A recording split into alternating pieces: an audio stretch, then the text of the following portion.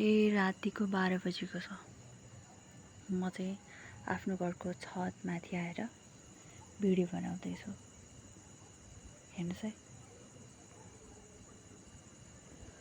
यहाँ हाम्रो पडोसी घर हो, यो पनि पडोसी घर हो। मेरो छाया हेर्नु चाहिँ छाया।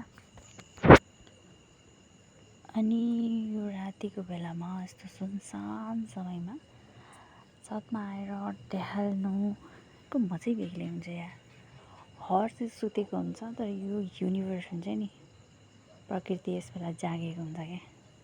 मेरो मान्यता के छ भने हामी राति जब प्रकृति बिउजिरहेको हुन्छ त्यति बेला चाहिँ हामी प्रकृतिसँग, यो युनिभर्ससँग कुरा गर्न सक्छौँ, सँग नजिक भएर बात मार्न सक्छौँ। त्यस कारणले हामीले सोचेको कुराहरू, हामीले